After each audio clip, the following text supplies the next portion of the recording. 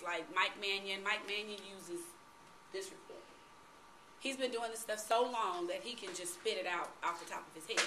So, but then for the more complicated client, the high SC person, he might need to do something a little bit more detailed. Don Lawyer that talked to me last year about coming up with a system that would do better looking CMAs with more graphs, charts, and all of that for his high S&C clients. Well, Netris created this last year. We have a new wizard now that's going to show you how to do all of that.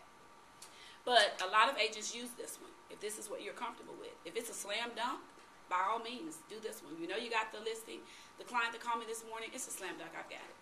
She's not going to talk to another agent. I got it.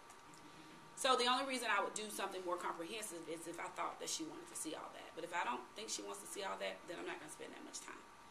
Okay, so all of our properties are there. We have our subject property, and then we have our actives in the first column, our pendings, and our sold.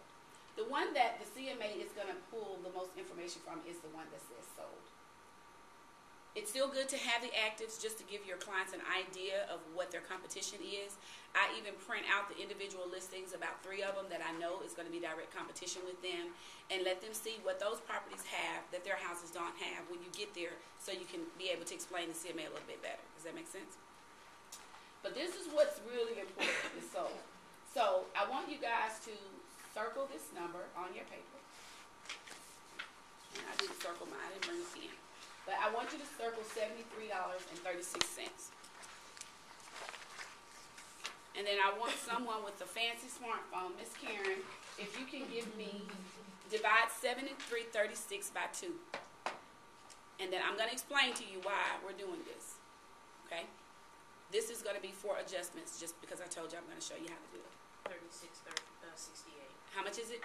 36.68. Okay, also write the other number below that, $36.68. So $73.36 is the average sales price versus square footage for this particular neighborhood. What I would also do is go and look at all the sold properties to see if there are any short sales or any of those are foreclosures, because the appraiser will make some adjustments for those. Okay, but right now we're just going to do an average of the whole neighborhood. Now, what I'm also going to do is, if I'm going to use just this one for my client, I'm going to put his name in there. John Jones is the client, and I'm going to put in the 5555 Fannin. For sake of time, I'm just going to put Fannin. He has 4 bedrooms. He has 2 baths. The house was 2,500 square foot. Remember, I made this house up. It doesn't exist. And he has a 2-car garage. The house was built in 2000.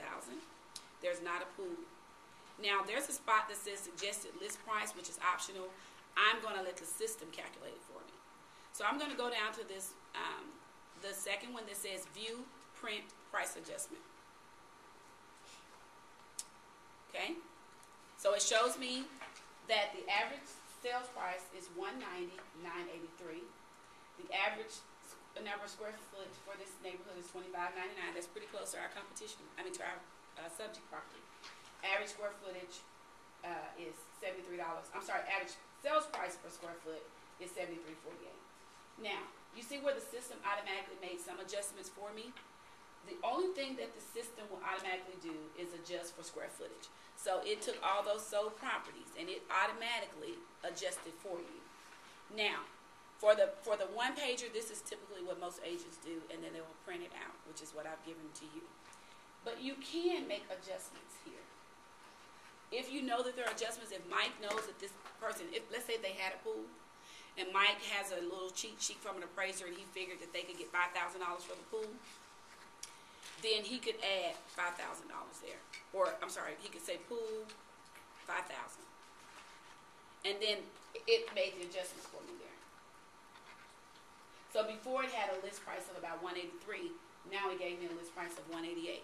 So you can still do some extra adjustments, even in the simple one-pager, for those things that you know are going to be given some, those items that will have some adjustments, like decking, or they have hardwood, or they have granite, and none of the other properties have them. Again, you would want to get with an appraiser that maybe you're familiar with, because sometimes the adjustments are not all the same. I have a sheet that I have had probably 5 years, And so that's why I said be careful doing adjustments, because a lot of times what you put down as an adjustment may not be correct.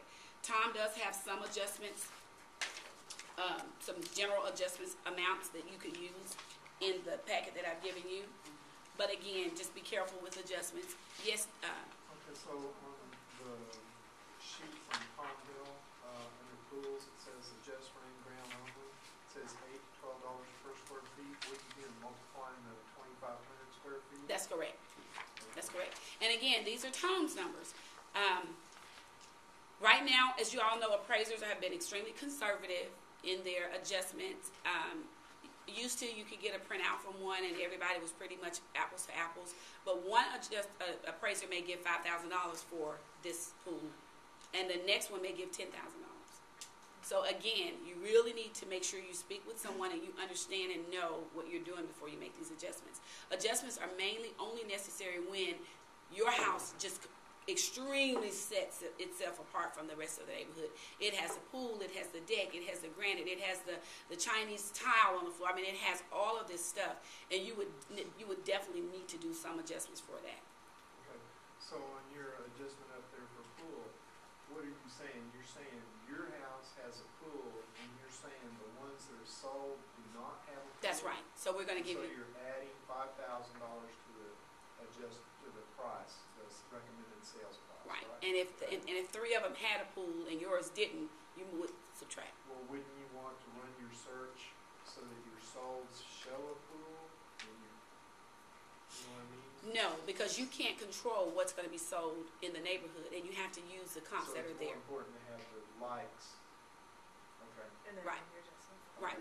And this is only, I'm just showing you that you can do adjustments. Like I said, I don't want to go too far into that because I don't want to tell you a certain amount. I want you to, if you have a relationship with an appraiser and you need to do some adjustments, just talk with them and maybe get some information about what they think you should adjust, or maybe talk to someone like your Don Lawyer or your Mike Mannion, because I don't want you to adjust too high or adjust too low.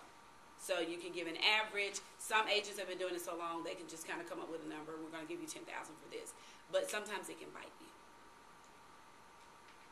I've only adjusted for third bathrooms and third garages and square footage. Right. Yeah, I would say keep your adjustments very, very, to the basics.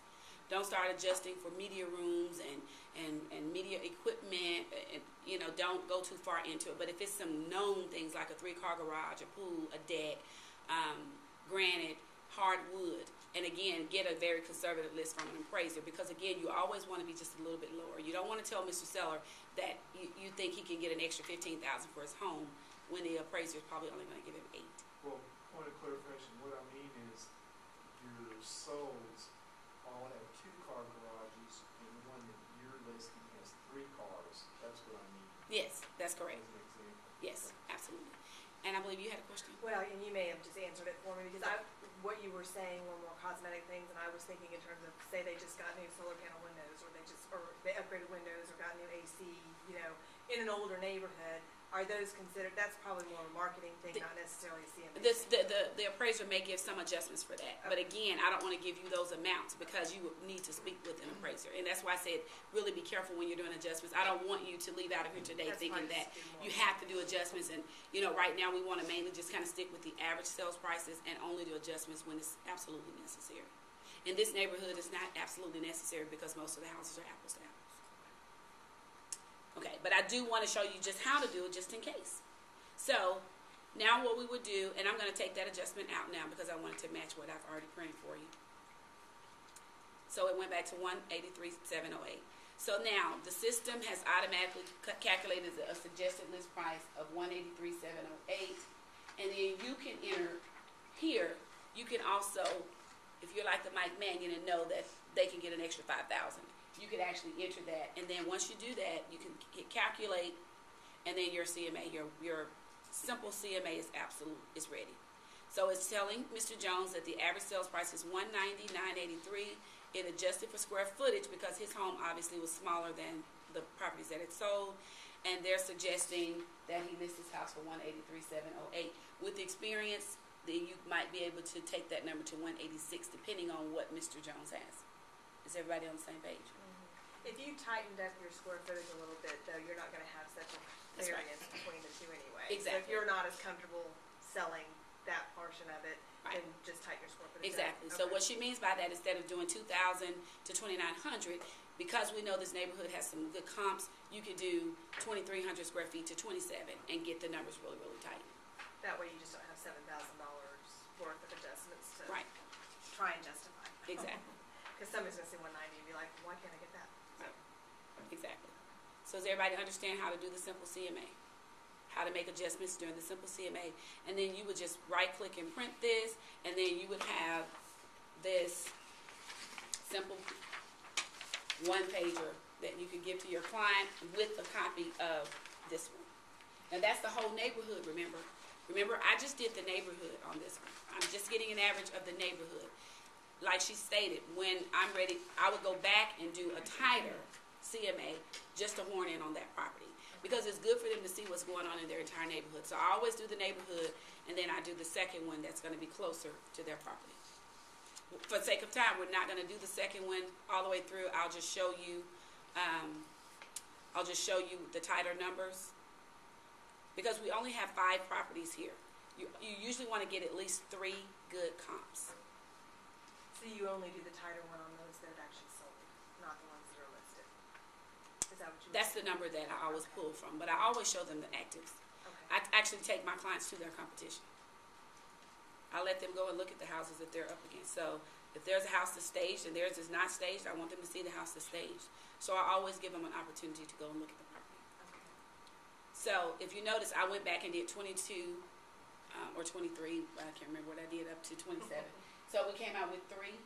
But if you notice there, you see there's a there's still one at 22. That sold for a lot less, 159.9. So let's see what happened here. It was a REO property. So you need to know these things. So do you exclude that one from? I would only exclude an REO and short sale if there are 3 normal sales. But in some cases, there just aren't going to be. There are going to be some neighborhoods where all of the comps are going to be short sales and foreclosures, and I do make adjustments for those.